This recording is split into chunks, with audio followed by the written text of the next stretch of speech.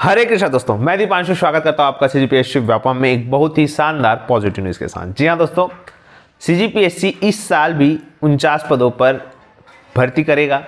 कौन से पद है, पूरी योग्यता, पूरी जानकारी देंगे।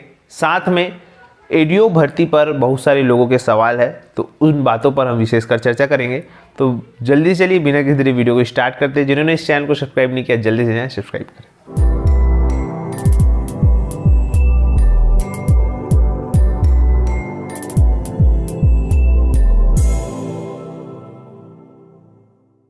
देखिए, सबसे पहले वीडियो को स्टार्ट करने से पहले बहुत से लोगों का क्वेश्चन ये था कि एडीओ का जो प्रमोशन लिस्ट आया था उसमें आप लोगों ने देखा कि बहुत सारे लोगों की जो पदस्थापना है वहीं पे की जहाँ पे वो पूर्व में काम कर रहे थे।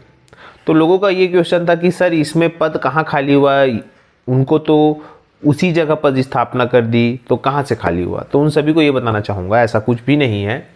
सबसे पहली बात, एडीओ का कार्य और डीओ का कार्य मतलब सहायक विकास विस्तार अधिकारी और विकास विस्तार अधिकारी या अतिरिक्त मुख्य कार्यपालन अधिकारी जिसको बोलते हैं, उनका काम जमीन आसमान का अंतर है। जो एडीओ है वो उनका जो पर्टिकुलर काम क्या है, फील्ड वर्क उनका जो है काम रहता है।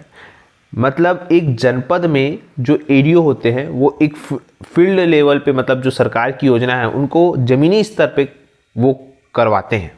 और डीओ क्या करते हैं, डीओ जो है एडीओ लोगों से जो है वो ऑर्डर करते हैं कि भाई आप ये काम करिए, आपको ये काम करना है।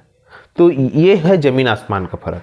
तो आप ऐसा नहीं बोल सकते कि सर उनको वहीं पर स्थापना दी है तो एडीओ जो है वो वहीं पे रहेगा तो कैसे काम करेगा, या वो तो उन्हीं का काम करेगा, इस प्रकार का। तो वही आप कहूँगा कि नहीं भैया, पद खाली हुए हैं, डीओ का काम अलग है, एडीओ का काम अलग है। भले अगर उनका वही पद स्थापना हुआ है तो कोई दिक्कत नहीं है, फिर भी वहाँ एडीओ के पद वैकेंट दिखाएंगे, खाली दिखाएंगे। तो इसके लिए निश्चिंत रहिएगा और बड़े ही अच्छे से एडीओ की तैयारी करिए। एडीओ की तैयारी करना इसलिए लोगों को अच्छा लग रहा है क्योंकि न इसमें गणित है और न ही इसमें अंग्रेजी है। लोग इसी दोनों में कहीं ना कहीं थोड़ा सा कठिन लगता ही, तो ये दो सब्जेक्ट है।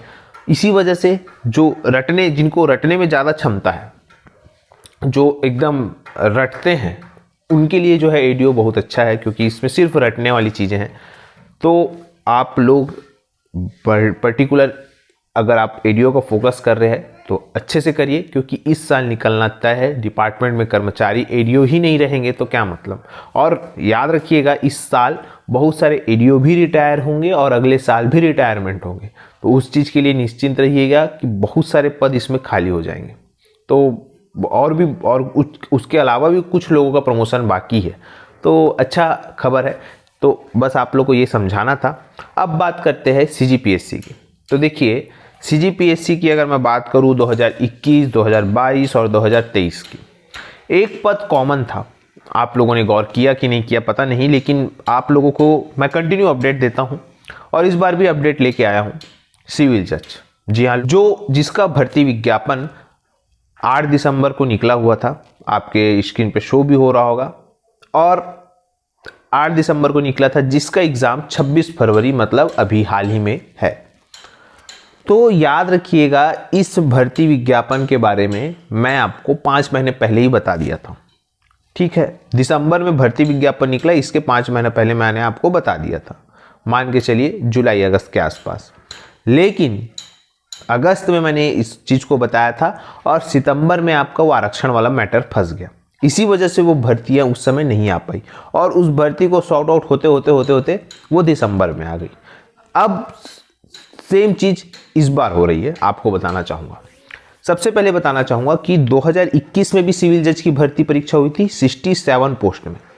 2022 में भी सिविल जज की परीक्षा हुई 48 पोस्ट में, जो कि अभी बिना आरक्षण के निकला है वो वाला।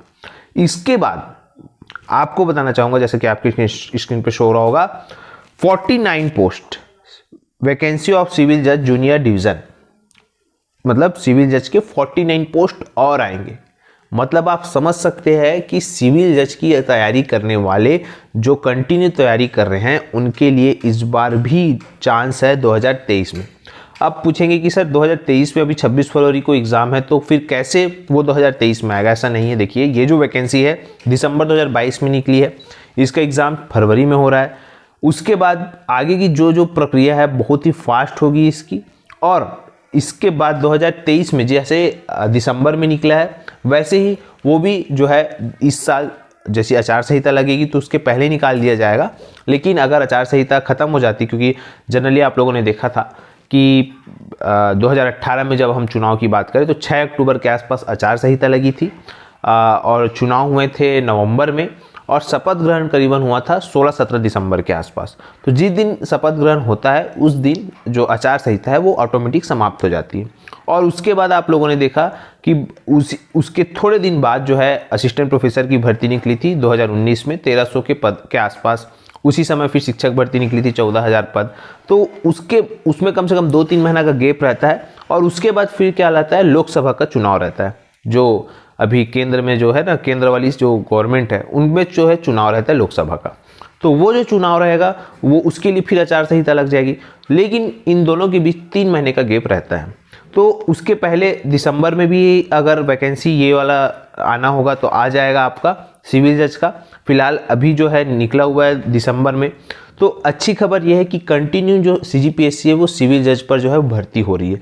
तो जो तैयारी कर रहे हैं उनके लिए जो है कंसिस्टेंसी बनी हुई है। तो आप लोग अच्छे से तैयारी करिएगा। इस साल भी सिविल जज की जो वैकेंसी है 49 पोस्ट पे वो आएगी। भले अभी फ़िलहाल 26 फरवरी को एग्ज़ाम होगा, उसके बाद जब इसका प्रोसीजर कंप्लीट हो जाएगा तो फिर वो वैकेंसी ऑटोमेटिक आ जाएगी। बात करें इसकी योग्यता और बाकी चीज़ों के बारे में, तो जैसा कि आपके स्क्रीन पे शो हो रहा होगा, इसमें जो है जो अभी वर्तमान में निकला हुआ था दिसंबर में, उसकी अगर हम बात करें तो विधि स्नातक मांगा है, जैसा कि आपके स्क्रीन पे शो हो रहा होगा। आयु सीमा की बात करें तो देखिए, आयु सीमा जो है मिनिमम 21 वर्ष है, मैक्सिमम 35 वर्ष है। और इसके लिए जो है ये जो आप अगर सरकारी नौकरी में हैं, छत्तीसगढ़ के मूल निवासी, अगर आप सामान्य वर्ग के हैं और साथ साथ सामान्य वर्ग के हैं और आप सरकारी नौकरी में हैं, तो आपका जो मैक्सिमम आयु है 38 वर्ष है। लेकिन अगर आप सामान्य वर्ग के हैं और सरकारी नौकरी में नहीं है तो 40 वर्ष तक आप इसमें फॉर्म भर सकते हैं। बाकी इसकी पूरी जानकारी आपको हमारे टेलीग्राम चैनल में मिल जाएगी, इसका PDF मिल जाएगा। तो बताना था, बाकी अन्य पद भी, चाहे वो टेक्निकल के पद हो या एग्रीकल्चर के पोस्ट हो, उस पर भी अपडेट मिला है, पर उसको आने वाले दिनों में दे दिया जाएगा। फिलहाल आप सभी से दरख्वास्त यही है कि पढ़ते रहिए, मस्त रहिए, पॉजिटिव रहिए। वीडियो यहीं तक, ज़्यादा से ज़्यादा लोग तक शेयर, लाइक एंड सब्सक्राइब जरूर करें। वीडियो देखने के लिए धन्यवाद।